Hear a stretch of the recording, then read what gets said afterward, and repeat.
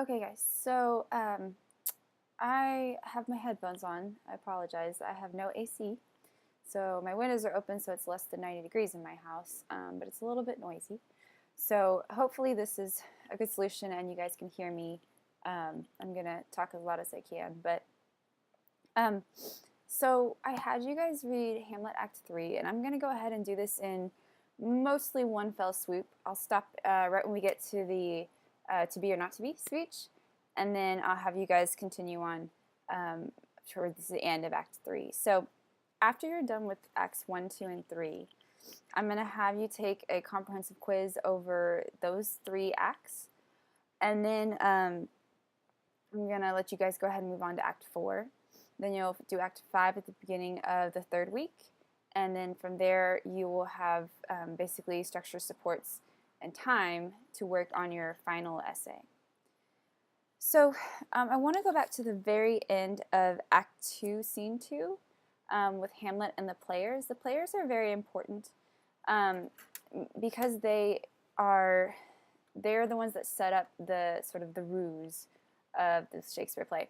Almost every single Shakespeare play, most of them, have some type of ruse or some type of disguise or hidden activity which is supposed to bring something to light. So, and this time, this is orchestrated by Hamlet. So again, this always goes back to the question of, is he mad or isn't he? If he's smart enough to be able to orchestrate all of this, maybe he's not crazy. On the other hand, the further he sinks into it, maybe the crazier he gets. So basically, as the players are playing or are doing the play, Hamlet realizes that the actor on stage is more emotionally invested than he is in his revenge vendetta against his uncle on behalf of his father. So he's saying, I haven't fully committed to this yet, because the guy playing on stage is so moved by the piece that he's crying on stage. And Hamlet says, you know, he has this sort of long beratement against himself on the bottom of 1144, where he's saying, I am such a wimp. I'm such a scaredy cat. I mean, he obviously uses different words. But he says, what a rogue and peasant slave am I, that this player here, but in fiction, in a dream of passion, is more passionate than I am against my uncle. Basically saying, I'm a coward, I need to do something about this. So he kind of goes through that whole section, and he says, he calls himself a lot of different things. He calls himself a pigeon-livered, and he lacks gall. And he says, what an ass am I? And then if you go down to about line 595, you'll see the crux of what he's going to do. He hatches a plan at this point. He says, I have it. I'm going to ask the players to come back tomorrow night, and I'm going to have them do a play that shows a scene a lot like what I think happened with or what I know happened with my uncle murdering my father.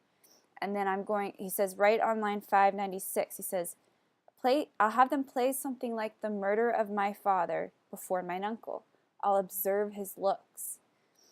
I'll tempt him to the quick. And he says, if it do blench, I'll know my course. So he's saying, I'm going to have them play this out, and I'll watch my uncle. And if my uncle kind of blanches, or if he kind of has any kind of reaction, I'll know for sure that I have to finish this. He says a very famous line once again. He says, the play's the thing wherein I'll catch the conscience of the king.